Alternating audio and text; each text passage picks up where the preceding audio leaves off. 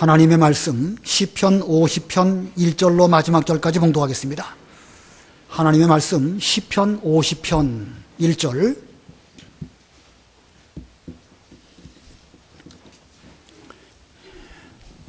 시편 50편 1절입니다.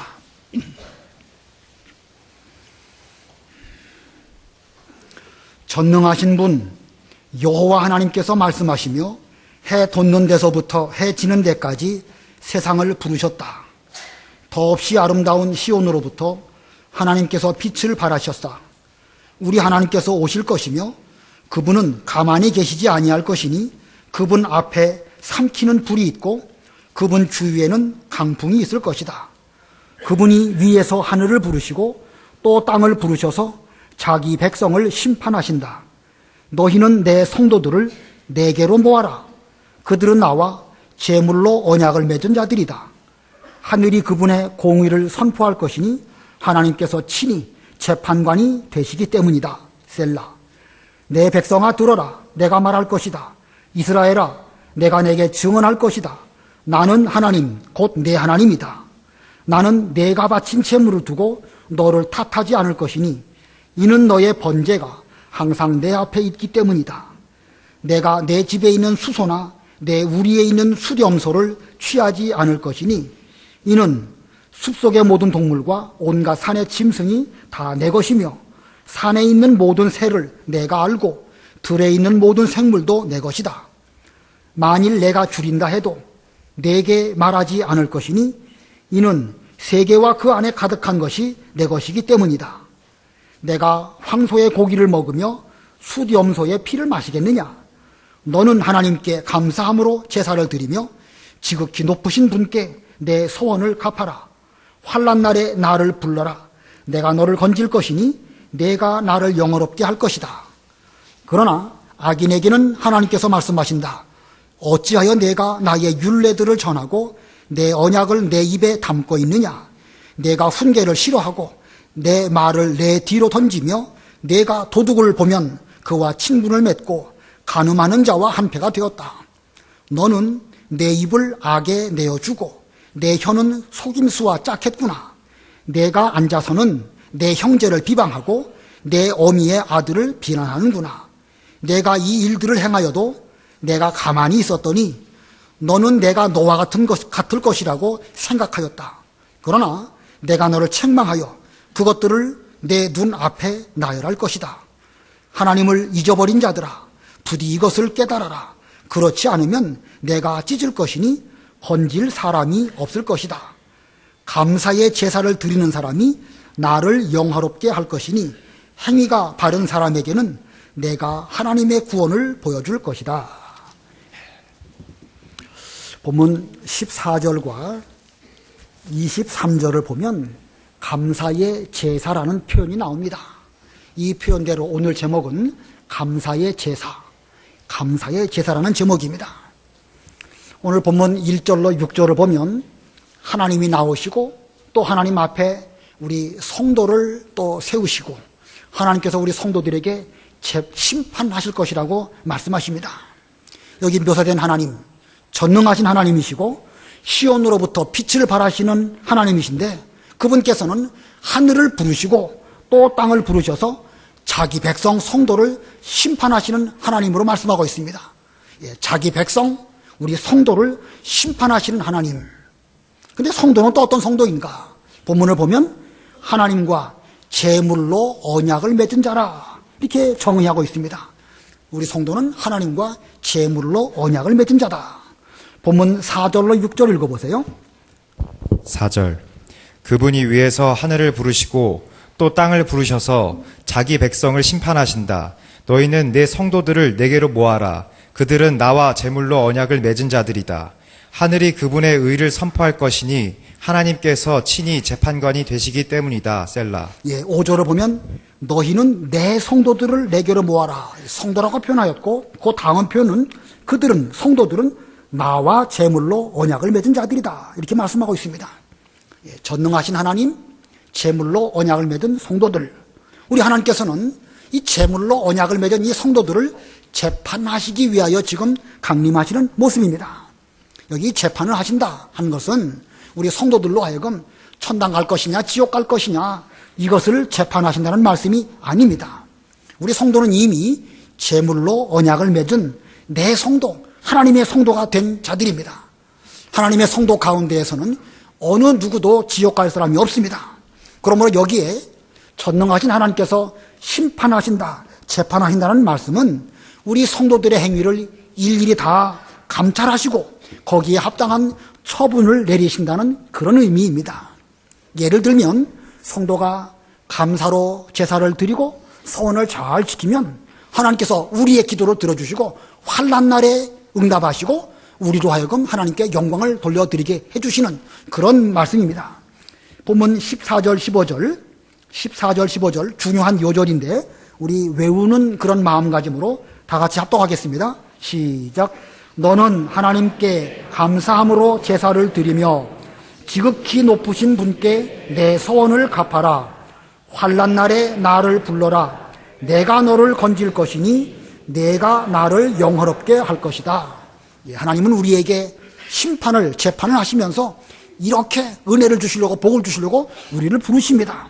또 예를 들면 성도가 바른 행위를 하게 될 때에 하나님의 구원이 어떠함을 우리에게 보여주신다고 그랬습니다. 마지막 23절 읽어보세요. 23절. 감사의 제사를 드리는 사람이 나를 영화롭게 할 것이니 행위가 바른 사람에게는 내가 하나님의 구원을 보여줄 것이다. 예, 행위를 올바로 하는 사람에게 대해서는 하나님의 구원이 어떠함을 보여주시기 위해서 하나님의 심판 자리가 지금 베풀어진 것입니다. 사자굴, 풀무불 같은 그런 어려운 가운데 있어도 행위를 올바로 하는 사람에게 대해서는 하나님의 놀라운 구원이 어떻게 임하시는가라는 것을 보여주시기 위해서 하나님은 세상을 지금도 살아계신 하나님으로 역사하고 계신 것입니다. 자, 그런데 오늘 본문 가운데에서 우리가 짚고 넘어가야 할 중요한 개념이 하나 있습니다. 우리 성도를 두고 제물로 언약을 맺은 자들이라 이렇게 말씀하고 있습니다. 여러분 모두는 제물로 언약을 맺은 그런 성도들입니다. 여기 이 제물, 어떤 제물일까? 성경에는 여러 제사들이 있는데 그 여러 제사 가운데서 특별히 어떤 종류의 제사의 제물을 두고 우리와 언약을 맺으셨을까? 성경에 보면 지난 주일에 배운 것처럼 번제, 소제, 속건제, 속죄제, 화목제 이런 여러 종류의 제사가 있습니다. 물론 그 모든 제사가 다 우리하고 직접적으로 연관이 있지만 특별히 시편 50편 본문 가운데에서 볼 때에 어떤 제사의 제물로 우리와 언약을 맺으셨을까? 거기 그 14절을 보면은요, 너는 하나님께 감사함으로 제사를 드리며 지극히 높으신 분께 내 서원을 갚아라. 감사로 제사를 드리고 서원으로 제사를 드린다. 뭐죠? 지난주에 배운 것처럼 우리의 화목제는 두 가지가 있다고 그랬습니다. 첫 번째는 감사로 드리는 화목제가 있고 두 번째로는 서원을 위해서 드리는 제사가 있습니다. 그런 면으로 보면 우리 모두는 모든 제사의 제물로 하나님과 언약을 맺은 성도들이지만 이 본문에 입각해서 본다고 하면 우리는 화목제 제물로 하나님과 언약을 맺은 이런 성도들입니다.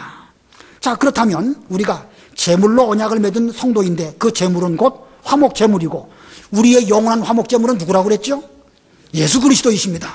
그러므로 우리는 하나님과 우리들은 영원한 화목 제물이신 예수님으로 말미암아 언약을 맺어진 그런 성도들입니다. 그러므로 여러분들은 아주 존귀하신 분들이고 이 구원받은 우리는요 완전하고 무결한 구원을 이미 얻었습니다. 그 어느 누구도 이 구원에 대해서 무효할 수 없는 온전한 구원을 우리가 얻었습니다. 자, 우리가 온전한 구원을 얻었지만 하나님께서는 우리 성도들을 늘 살피셔서 선악간에 재판하시고 거기에 합당한 상을 우리에게 베풀어 주십니다. 환난 날에도 건져주시고 또 어려운 일을 만났을 때에도 행위가 올바른 사람에게 대해서는 하나님의 구원이 어떠하심을 우리의 생활 가운데서 지금 매 순간 재판하시고 매 순간 우리에게 합당한 상급을 베풀어 주시는 그런 심판자 하나님이십니다. 자, 그러면 성도로서 우리는 어떻게 해야 감사의 제사를 온전히 드리고 어떻게 해야 거기에 합당한 하나님의 심판을 받아서 우리가 합당한 상을 받고 하나님의 구원이 어떠함을 체험할 수 있을까? 우리가 어떻게 제사를 드려야 될까? 무슨 제사를 드려야 한다고요? 오늘 제목, 감사의 제사를 드려야 합니다. 우리가 감사의 제사를 드린다고 하면 하나님은 우리에 대해서 은혜를 베풀어 주십니다. 감사의 제사, 그게 무엇일까? 이 감사라는 것은 우리 성도가 하나님께 대해서 마지막으로 드려지는 이 마지막 단계의 관문과 같습니다. 이게 무슨 뜻이냐? 우리가 어떤 어려운 일을 만났을 때에 우리는 하나님께 간절하게 기도드립니다. 기도를 드리면 하나님께서 우리에게 성경 말씀을 통하여 깨닫게 해주십니다. 성경 몇 장 몇 절에 이와 같은 말씀이 있으니까 그와 같은 말씀을 깨닫고 순종하더라 하여라. 이렇게 깨달아지면 우리는 그 말씀을 순종하려고 힘을 씁니다. 힘쓰다 보면 그 문제가 해결이 되어지고 그 문제가 온전히 다 해결되어질 때에 마지막에 가갖고 우리는 하나님께 무엇을 드리게 되지요? 감사를 드리게 되는 것입니다. 자, 그런 면에서 볼 때 감사는 제일 마지막 단계의 관문입니다. 처음에는 기도하고 또 말씀으로 응답받고 순종하고 노력하고 또 매달리고 그러다가 마지막에 가가지고 그 일이 다 해결되면 하나님의 은혜로 이 모든 문제를 해결받았습니다. 감사합니다. 이렇게 하나님께 감사를 온전히 돌려드리면 그 모든 문제는 끝이 나고 이제 그 다음 단계로 넘어가게 되는 것입니다. 무슨 말이냐면 우리가 어떤 시험을 볼 때에 1차 시험도 있고 2차 시험도 있고 그렇죠? 우리의 인생도 그렇습니다. 우리의 광야길을 가다 보면 아말렉 시험도 있고 에돔의 시험도 있고 모압의 시험도 있고 계속해서 시험들이 있는데 어떤 시험을 만났다. 그러면 이 시험 때에는 어떤 말씀을 지키도록 하시려고 이 일을 만나게 하셨을까? 기도하면 하나님이 말씀으로 응답하십니다. 그러면 그 말씀대로 순종하려고 노력하면 결국은 그 모든 일들이 다 이루어지게 되고 그리고 감사하게 될 때에 하나님께서 우리의 감사를 받으시고 그 다음 단계로 또 넘어가게 하십니다. 즉 새로운 은혜와 복을 주시려고 다음 단계로 우리를 또 인도하시는 거예요. 그 다음 단계 가면 또 문제가 있죠. 간구하고 말씀 깨닫고 순종하고 마지막에 감사하고 그러면 2차 시험 통과 또 다음 단계로 넘어가고 이렇게 하다 보면은요 우리는 이 세상을 살아가면서 많은 시험을 이기면 이길수록 점점 우리의 영적 실력은 더 많아지고 그만큼 하나님께 감사를 드리게 되어서 우리는 모든 면에 있어서 이 올바른 감사를 드리게 되는 것이고 결국 만사 형통하는 하나님과 우리 사이가 만사 형통하게 되는 점점 복 위에 복을 더 받게 되는 이런 길로 나아가게 되는 것입니다. 이게 감사의 제사입니다. 그러므로 우리는 어떤 일을 만나든지 마지막 단계에 가갖고서는 감사라고 하는 관문을 통하여 하나님께 나아갈 때에 하나님의 온전한 은혜를 받고 그 다음 단계로 또 넘어가고 이렇게 되는 것입니다. 그러므로 성도는 하나님께서 기뻐하시는 감사의 제사를 드리도록 노력해야 됩니다. 오늘 본문 가운데에서 이 감사의 제사를 드리는 방법이 무엇일까? 3가지로 요약을 해서 말씀을 드리면 그 중에 첫 번째는요 온전한 제물을 드릴 것입니다. 우리가 하나님께 드리는 제사, 우리가 지금 드리는 이 예배, 우리의 생활로 예배를 드리는데 이때에 온전한 제물을 드려야 이것이 감사의 제사가 되는 것입니다. 제물과 제사, 이것은 다른 것이지요. 제물과 제사는 다릅니다. 제물을 드렸다고 해서 오늘 제사 잘 지냈다 이렇게 말할 수 없습니다. 그러나 제물과 제사는 다르지만 제물이 없는 제사는 없어요. 어떤 제사이든지 반드시 거기에는 제물이 있어야 그 제사가 성립이 되어집니다. 자, 반드시 제물이 있어야 되는데 이 성도가 감사 제사를 드릴 때에는 합당한 제물, 곧 온전한 제물이 있어야 됩니다. 그러면 그 온전한 제물이 무엇일까? 본문 8절 읽어보세요. 8절 나는 내가 바친 제물을 두고 너를 탓하지 않을 것이니 이는 너의 번제가 항상 내 앞에 있기 때문이다. 예, 너의 번제가 항상 내 앞에 있기 때문이다. 그렇기 때문에 내가 바친 제물을 두고 너를 탓하지 않을 것이다. 이게 2가지로 해석이 되어지는데 첫 번째는요, 이 성도가 드린 이 제물이 많든지 적든지 소를 드리든지 양을 드리든지 염소를 드리든지 그 돈 값어치로 치면 상당히 많은 차이가 있지요. 소, 양, 염소 상당히 많은 차이가 있습니다. 그러나 하나님은 어떤 제물로 제사를 드리든지 그거 제물이 어떻다 탓하시지 아니하시고 우리의 제물을 기뻐 받으신다는 뜻입니다. 왜냐하면 우리가 드리는 번제가 항상 하나님의 제단 위에 있기 때문에 하나님은 제물도 많이 바쳐라, 그 제물로는 부족하다 이렇게 타박하시는 하나님이 아니라는 뜻입니다. 이스라엘 백성들은 그 매일매일 하나님의 제단 앞에 제물을 드렸습니다. 그러니까 항상 하나님의 번제가 내 앞에 있기 때문에 그 뭐 제물이 어떻다 이거 가지고 말씀하시는 하나님이 아니라는 뜻입니다. 또 하나의 다른 뜻은 우리를 위한 온전한 제물로 예수 그리스도가 항상 번제물로, 제물로, 화목 제물로 하나님 앞에 계시기 때문에 하나님은 뭐 수소를 바치면 더 기뻐하시고 양이나 염소를 바치면 조금 덜 기뻐하시고 그런 하나님이 아니시라는 뜻입니다. 그러므로 우리는 하나님께 제사를 드릴 때에 합당한 제물이 되기 위해서는 예수 그리스도를 믿는 믿음으로 제물을 드려야 그것이 올바른 제사입니다. 믿음은 없이 아무리 일천 번제를 드린다 할지라도 그것은 합당한 제사가 될 수가 없습니다. 그러므로 먼저 예수 그리스도를 믿는 믿음 안에서 또 제물을 드려야 됩니다. 오늘 9절로 10절 내용을 쭉 보면 제물이 중요하지만 제물 자체가 중요하다는 것이 아니라고 말씀하고 있습니다.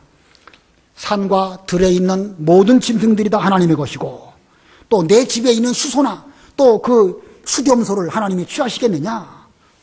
혹시 하나님이 배가 고프시다 할지라도 무슨 황소를 드시고 뭐 염소의 피를 또 하나님이 마시고 그런 거 아니라는 것입니다. 자, 그렇다면 그리스도를 믿는 믿음으로 제사를 드리면 되는 것이니까 제물은 기본적으로 그냥 있어야 할 그 최소한의 것만 드리면 된다는 뜻일까? 물론 그런 뜻도 아니에요. 이 시편 50편 아삽이라는 사람이 지은 시입니다. 이 아삽은 다윗 왕 때의 성가 대장입니다. 다윗 왕 때에 얼마나 하나님께 제사를 풍성하게 드렸는가? 역대상 그 후반부 20장 이후부터를 쭉 읽어보시기 바랍니다. 다윗 왕은 앞으로 하나님을 위해서 은 10만 달란트, 금 10만 달란트, 또 은 100만 달란트, 그 외에 헤아릴 수 없는 무수한 재물들을 많이 준비했습니다. 그리고 아들 솔로몬에게 이것만으로도 부족하니까 너는 여기에 더 보태라 이렇게 말하였습니다. 역대상 29장에 보면은요, 다윗 왕이 하나님께 기쁨으로 번제를 드리는데 소 1000마리, 양 1000마리, 어린 양 1000마리, 전부 몇 마리죠? 3000마리로 하나님께 제물을 크게 드리면서 온 백성들과 더불어 기뻐하며 먹고 마시며 즐거워했다고 그랬습니다. 다윗 왕이 이렇게 풍성한 제물로 하나님께 드리니까 하나님은 다윗에게는 다윗대로 복을 주셨고 또 그 아들 솔로몬에게는 솔로몬대로 복을 주셨습니다. 우리가 이것이 합당한 제물로 감사 제사를 드리는 것입니다. 내게 주신 것이 얼마만큼인가 생각해 볼 때에 우리는 벌써 양심적으로 뭐 계산해서가 아니라 계산기를 두들겨 가지고 이만큼 드리면 되겠다 이게 아니라 벌써 영으로 양심으로 신앙 양심으로 느껴지는 것입니다. 이사야 시대나 말라기 시대에 그 성도들은 저는 거, 병든 거, 인색함으로 겨우 조금 그거 드리면서 억지로 그 제사를 드렸기 때문에 하나님이 기뻐 받으시지 않았습니다. 오늘 우리도 예수 그리스도께서 화목 제물이 되심을 믿는 믿음 안에서 그 은혜에 감사함으로 하나님께 합당한 예물로 이 감사의 제사를 드려야 하나님의 기뻐 받으십니다. 우리 하나님께 책망받지 아니할 제물로 드려야 합니다. 우리에게 있는 모든 제물들 사실 이게 다 우리 것이었습니까? 하나님이 다 주신 것입니다. 모든 것이 하나님의 것인데 받은 것 가운데에서 부분적으로 주께 돌려드리지만 나의 모든 것은 다 주님의 것입니다. 주님 기뻐 받으시옵소서 나의 전체를 드립니다. 이런 마음가짐으로 드려질 때에 그 제물이 합당한 제물이 되는 것입니다. 하나님께 받은 것은 모든 것인데 일부분을 드리는 가운데 있어서 합당치 못함으로 감사의 제사를 제대로 드리지 못한다고 하면 하나님께서 그 다음에 그에게 무슨 새로운 은총이나 새로운 복을 내려주시지 않을 것입니다. 하나님과 우리 사이에 감사의 관문이 꽉 막혀버렸는데 새로운 은혜, 새로운 감사 받을 수가 없지요? 더 이상 기대할 수 없을 것입니다. 그러므로 이 제물이라는 것은 제사를 드리는 사람의 마음의 표현입니다. 하나님께 책망받지 아니할 그런 정도의 그 제물을 우리는 드리도록 함으로 우리의 이 추수감사절 제사가 하나님께 감사의 제사가 되도록 해야 될 것입니다. 그 다음에 두 번째로 감사의 제사를 드리는 방법 두 번째, 하나님께 서원을 갚을 것입니다. 하나님께 서원을 갚을 것. 이것은 곧 하나님께 대하여서 화목 제물을 드려라. 그런 뜻으로 하나님과 화목할 것이라고 말할 수 있습니다. 우리가 하나님께 대하여 합당한 제물을 드린 후에는 합당한 생활이 되어야 됩니다. 하나님 앞에 합당한 생활이 되기 위해서는 우리가 전에 서원한 거, 그걸 지키려고 노력을 하는 가운데에서 계속 힘쓰면 부분적으로는 혼란이 올 수 있지만 하나님은 그 혼란 가운데서 우리의 기도를 응답해 주시고 마침내 하나님께 영광 돌려드리도록 인도해 주실 것입니다. 그 말씀이 14절, 15절에 있습니다. 아까 합독하셨지만 다시 한번 암송하는 그런 마음으로 다시 한번 합독하겠습니다.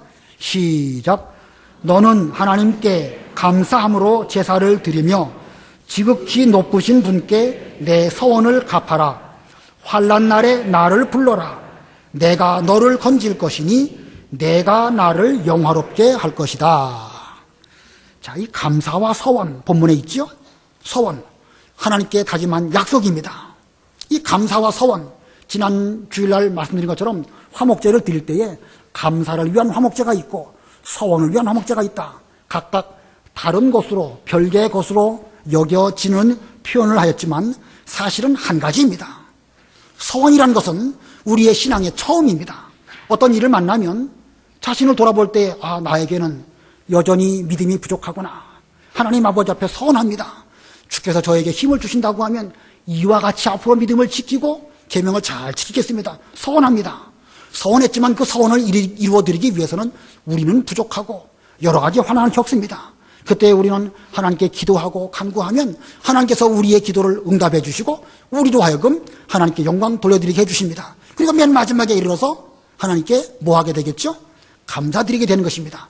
그러므로 서원은 우리의 신앙생활의 시작이라고 한다면 감사는 우리 신앙생활의 마지막입니다. 마지막. 자, 서원은 그 시작이라고 한다면 그 마무리는 감사로 되어질 때에 우리의 신앙생활이 온전케 되는 것입니다. 자, 이 성경에 보면 하나님 아버지 앞에 온전한 서원과 그 서원을 잘 이루어드림으로 복받은 사람들이 참 많습니다.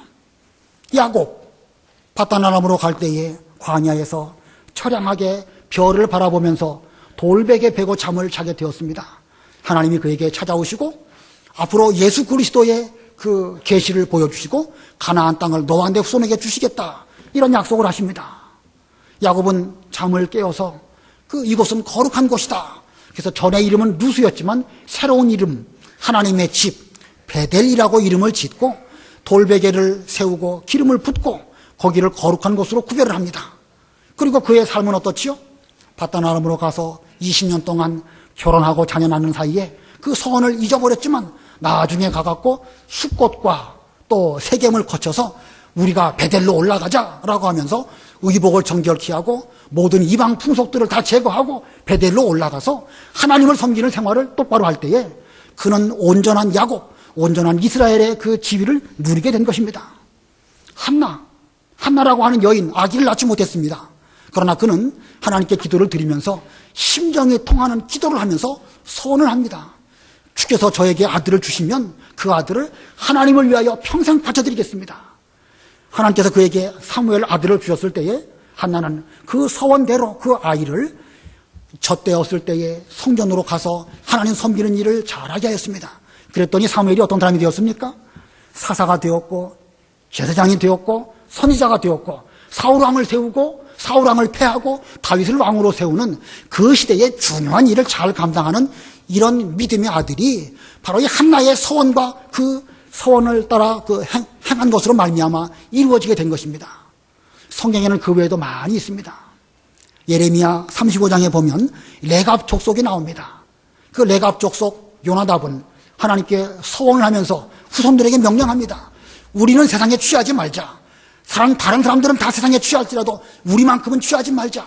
그래서 너희들은 포도주 먹지 말고 포도 배양하지도 말고 포도원도 경작하지 말고 포도 씨도 먹지 말고 또 장막에 거하면서 집 짓고 살지 말자. 이게 뭘 말하는 것이죠? 세상에 어떻게 하지 말자? 취하지 말라는 것입니다. 근데 그 언약을 잘 지켰어요. 요나답의 후손들 250년 지나서 예레미야 때까지 그 언약을 잘 지켰습니다. 그들이 그 서원을 지키면서 얼마나 많은 환난을 겪었을까요? 하나님은 그들을 알아주셨습니다. 그리고 말씀하시기를 이 레갑 족속들 가운데에서 하나님 앞에 설 사람이 영원히 끊어지지 아니할 것이다. 이게 얼마나 존귀한 복입니까? 하나님 앞에 서서 하나님을 잘 섬길 이런 사람들이 그 레갑 족속 후손 가운데 끊어지지 않을 것임을 약속하신 것입니다. 이것이 성경에 기록된 서원을 온전히 지킨 여러 사람들 가운데 몇 명입니다. 저와 여러분들도 여러 가지 서원을 하면서 오늘까지 왔습니다. 연초에 서원한 것도 계실 것이고, 여러분 병 들었을 때 하나님께 간절히 기도하면서 서원한 것도 있을 것입니다. 고난 중에 서원한 것도 있고, 세례 받을 때 서원한 것도 있고, 목사 안수 받을 때 서원한 것도 있고, 그 외에 여러 가지 서원한 것들이 있는데 이걸 얼마나 잘 지키려고 노력하고 있는가? 이게 없다고 하면 우리의 이 감사의 제사 하나님 기뻐 받으시지 않습니다. 우리가 하나님께 복을 받으려고 할 때에 찔끔찔끔 받는 게 좋겠습니까? 한꺼번에 주실 때 은혜의 소낙비처럼 왕창 받기를 원합니까? 기왕이면 왕창 받아야죠. 하나님과 감사의 통로가 그저 죄송하지만 겨우 조금 그냥 개구멍만큼 되었다고 하면 하나님이 많이 주시려고 하셔도 통로가 그거밖에 안 되니까 만사형통이 이루어질 수 없습니다. 그러나 우리가 소원하고 감사하고 또 소원하고 감사해서 우리의 하나님과의 믿음의 통로, 감사의 통로가 아주 이게 넓게 되어가지고 차선으로만 한다고 하면 8차선, 16차선, 32차선의 이런 통로가 하나님과 우리 사이에 뚫려 있다고 하면 하나님이 우리에게 복 주실 때에 아주 큰 복을 넉넉하게 베풀어 주실 것입니다. 자, 그러므로 우리는 서원을 하고 갚기를 힘쓰는 그런 사람이 되어야 할 것입니다. 서원은 하지도 않고 기본만 하는 사람, 그런 사람은 별로 그 하나님 앞에 올바른 믿음이라고 할 수 없습니다. 오늘 본문 14절, 15절 중요한 요절인데 다시 한번 암송하시는 마음으로 합독하겠습니다. 시작. 너는 하나님께 감사함으로 제사를 드리며 지극히 높으신 분께 내 서원을 갚아라.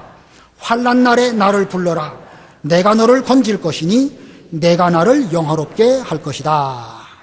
자, 세 번째 대지입니다. 감사의 제사를 드리는 법. 첫 번째는 온전한 제물을 드려야 되는 것이고, 두 번째는 하나님과 화목하기 위해서 서원을 갚는 이런 제사를 드려야 되는데, 세 번째는 형제와의 관계에서 바른 행위를 해야 됩니다. 이걸 간단하게 말하면 형제와 화목할 것이라고 대지를 정했습니다. 우리는 감사의 제사를 드릴 때에 먼저 하나님과의 관계가 바로 되어야 됩니다. 그리고 그 다음에는 형제, 즉 사람과 사람 사이의 관계가 바로 되어져야 합니다. 근데 이 제사를 드리는 사람은 자기는 서원도 잘하고 감사도 잘하고 감사의 제사를 드리는데 은근히 곁에 있는 다른 사람에게 대해서 비방하는 경우가 있습니다. 사람은 자기도 모르는 사이에 그래요. 하나님과의 관계가 잘 되면 잘 될수록 사람과의 관계도 위험해지는 거예요. 오히려 나에게 부족한 것이 있고 죄 가운데 있다고 하면 겸손할 수밖에 없는데 몇몇 가지 잘하는 것 때문에 다른 사람들과 비교하고 그 사람을 비방하는 이런 경우에 빠지기가 쉽습니다. 그것은 위선이고 그것은 의식주의이고 하나님 아버지 앞에 가증한 것입니다. 이런 사람들은 하나님께서 그래도 용서해 주시고 참아 주시니까 하나님도 사람과 같은 줄 알고 그 자기의 옳지 못한 행위를 고치려고 하지 아니하고 계속 그렇게 나가는 것입니다. 본문 20절과 21절 읽어보세요.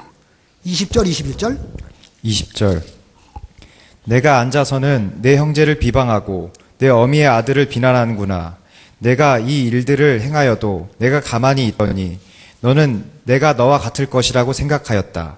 그러나 내가 너를 책망하여 그것들을 내 눈앞에 나열할 것이다. 예, 내가 앉아서는, 여기 앉았다는 말이 무슨 뜻입니까? 이건 몇 가지 조금 잘한 거 가지고 자기 형제를 비방하고 내 어미의 아들을 비난한다. 어미의 아들이 누굽니까? 형제들이죠. 바로 우리와 우리 사이들입니다. 몇몇 가지 자기 잘하는 거 가지고 아무개는 어떻고 나는 잘하고 있는데 이렇게 비방하는 가운데 있으면서도 이렇게 해도 하나님은 내게 대해서 별다른 책망의 말씀이 없구나. 하나님도 사람하고 비슷하시구나. 이렇게 생각하면서 자기 행위를 고치려고 하지 않는 것입니다. 그러나 자기의 잘못된 행위를 고치지 않고는 그 제사와 그 예물 하나님 앞에 가정한 것이고 그것은 감사의 제사가 될 수가 없는 것입니다. 마태복음 5장에 보면 예수님 말씀하시기를 제단의 제물을 드리려다가 형제에게 원망 들을 만한 일이 생각나거든 먼저 가서 형제와 더불어 화목하고 사화하고 그리고 돌아와서 제사를 드려라. 이렇게 말씀하셨습니다. 그러므로 우리가 사람과 화목하지 못하고 사람하고 불통한다고 하면 하나님과의 관계에 있어서도 불통할 수밖에 없습니다. 오늘 우리가 추수감사절을 맞이해서 하나님께 감사의 제사를 드려야 하는데, 우리의 이 감사의 제사가 하나님 기뻐 받으시는 감사의 제사가 되기 위해서는 먼저는 우리의 재물도 온전한 재물이 되어야 되겠지만, 그 다음에는 우리의 생활 가운데에서 하나님과 화목하고 사람과 화목하게 될 때에 이 제사가 하나님이 받으시는 감사의 제사가 될 수가 있을 것입니다. 자, 감사의 제사 세 가지 말씀드렸습니다. 첫 번째는 어떤 재물이요? 온전한 재물. 두 번째는 하나님과 화목해야 됩니다. 서원한 것을 갚으려고 부지런히 노력을 하고 마지막에 감사를 드릴 때에 하나님과 온전히 화목하게 될 것입니다. 세 번째는 형제와 화목하였는가. 우리가 잘 살펴보시고 우리가 감사의 제사를 온전히 드릴 수 있도록 노력하시는 그런 우리가 다 되어야 되겠습니다.